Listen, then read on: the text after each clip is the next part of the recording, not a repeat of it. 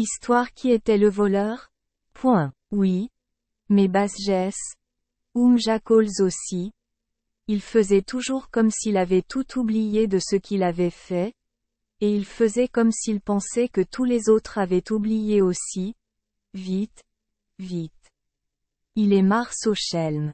Ici, Uta profita pleinement de la pincée de tabac à priser qu'il tenait entre son index et son pouce droit, éternua 2 ou 3 fois avec une joie évidente et continua. Quand Jacques trouva Yen en bonne santé, il alla lui rendre visite. C'est très ennuyeux ici dans le Veld, dit-il, et la nourriture est si rare, alors je vais m'embaucher chez un agriculteur. Il me donnera beaucoup à manger et à boire, et quand je serai bien et gros, je reviendrai à la maison. Voudriez-vous y aller aussi, sœur Brune? Yen s'est claqué les lèvres lorsqu'elle a entendu parler des bonnes choses à manger. Elle pensait que c'était un très bon plan. Ils se rendirent donc dans une ferme et Jacques parla si gentiment que le fermier les engagea tous les deux pour travailler pour lui. Ah! C'était un bel endroit. Beaucoup de poulets et de petits canards, et des moutons à fricandeur avec de grosses queues grasses qu'on pouvait fondre pour faire du savon et des bougies, et des œufs, et des colombes et des pigeons, toutes choses que Jacques appréciait. Il sentait juste dans son estomac qu'il allait avoir une vie joyeuse. Pendant la journée, Jacques regardait partout, dans ce coin-là, et il découvrait où le fermier gardait la belle graisse fondue des queues des moutons.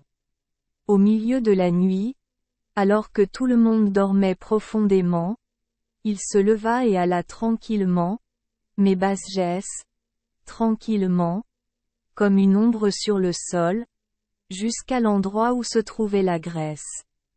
Il a pris une grosse boule et l'a étalée sur toute la queue de Brown Sister pendant qu'elle dormait. Puis il a mangé tout ce qui restait, en-miam, et s'est endormi dans le wagon-remorque. Tôt le matin, lorsque le fermier sortait pour traire les vaches, la graisse lui manquait. Liève la terre. Où est toute ma graisse? Il a dit. Ce doit être ce vagabond Jacques. Mais attends, je vais la voir. Il prit un épais riem et son jambok, et se rendit au wagon-remorque pour attraper Jacques et le battre. Mais lorsqu'il posa des questions sur la graisse, Jacques parla d'une toute petite voix. Arnon? Baas. Est-ce que je ferais alors une chose aussi vilaine? Et regarde ma queue. Il n'y a pas de gras dessus. Celui dont la queue est pleine de graisse est le voleur. Il s'est retourné et a agité sa queue devant le visage du fermier, et tout le monde pouvait facilement voir qu'il n'y avait pas de graisse dessus. Mais la graisse n'est plus là, dit le fermier. Quelqu'un a dû la voler, et il continua à chasser dans le wagon-remorque. Finalement, il arriva à l'endroit où Yen dormait, tout comme un bébé, Basgès, si gentiment, et ronflait un peu, pas le ronflement bruyant comme des planches acier, gorkor, mais de jolis ronflements doux comme le font les gens quand ils dorment très vite à voir. C'est le sommeil le plus profond lorsqu'une personne ronfle. Voyez-vous. La tête de l'hyène reposait sur de la paille, et sa queue dépassait derrière elle, raidie de graisse. Ah! Voici le voleur, dit le fermier, et il commença à attacher le riem autour d'elle. La vieille sœur Brune s'est assise et s'est frotté les yeux. Quel est le problème? Elle a demandé. J'ai fait un beau rêve. J'ai rêvé que je mangeais du gras toute la nuit, et donc tu étais ma graisse, dit le fermier, et il resserra la corde. Et maintenant, je vais t'apprendre à ne plus voler. La pauvre vieille sœur Brune a sursauté lorsqu'elle a découvert ce qu'il allait faire. Elle courait en rond autour du wagon-remorque pour essayer de s'enfuir. Elle a crié, et elle a crié qu'elle ne connaissait pas la graisse, qu'elle n'en avait jamais goûté et qu'elle ne l'avait même jamais vue. Mais ce n'était pas bon. Regarde ta queue, dit le fermier. Veux-tu me dire que ta queue est partie toute seule et s'est frottée dans la graisse? Alors il l'a attachée à la roue du chariot et l'a battue, et l'a battue.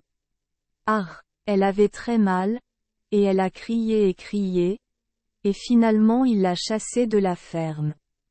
Pauvre vieille sœur brune, elle n'avait même pas la graisse de sa queue à manger, car, voyez-vous, à force de courir et de battre, tout était effacé. Mais elle n'est plus jamais allée vivre dans une ferme, le veld lui suffisait amplement. Est-ce que c'est la fin, Uta? Demanda Willem. Oui, mon bâche, c'est une mauvaise fin, mais Uta n'y peut rien. Cela peut se terminer ainsi. Et où était Jackols tout le temps? Demanda sévèrement Pissy. Jackols, mon bâche, était assis sur le chariot en train de réciter ses prières. Donc, mes basses gesses. Uta joignit ses mains tordues et leva ses yeux scintillants vers le haut jusqu'à ce que seuls les jaunes apparaissent. Bézi, Bézi, Bram, ou jouant Jess pareil. En anglais, Berry, Berry, Blackberry. Tenez vos mains ensemble.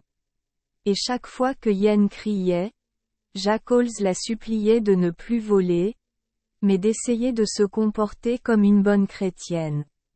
Mais c'est Jackols le voleur, s'indigne le petit Jean. Il a toujours été le méchant et il n'a jamais été puni.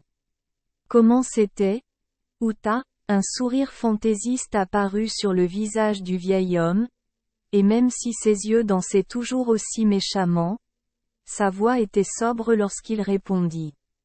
Ah! Mon petit maître?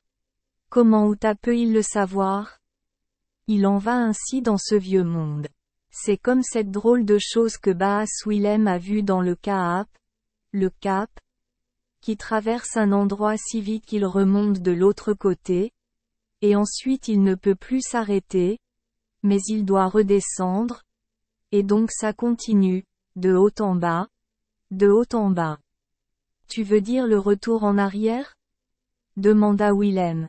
Ah oui, bâche. Uta le veut dire. Et dans le monde, c'est pareil. De haut en bas, de haut en bas. Et souvent, les bons sont en baisse et les mauvais sont en hausse. Mais la chose, Uta n'arrive pas à trouver le bon nom, continue. Et cela continue. Et peu à peu les bons montent et les mauvais descendent. Mais Jackols semblait toujours debout, a remarqué Willem. Oui, mon bâche, dit sobrement le vieil homme. Jackols semblait toujours debout. Ça arrive parfois, ça arrive ainsi, mais ses yeux se sont soudain tournés au loin, et on ne pouvait pas être sûr qu'il pensait à Jackols. Merci les enfants des Esperluette Croisillon 39. Avoir écouté des contes de fées au jour Esperluette Croisillon 39. 8. Espérons que les histoires apporteront aux enfants des moments heureux et significatifs. Si vous aimez notre chaîne, veuillez appuyer sur le bouton S Esperluette Croisillon 39. Abonner, pour ne manquer aucune histoire intéressante. Je vous souhaite une bonne nuit de sommeil et de beaux rêves. Rendez-vous dans la prochaine histoire.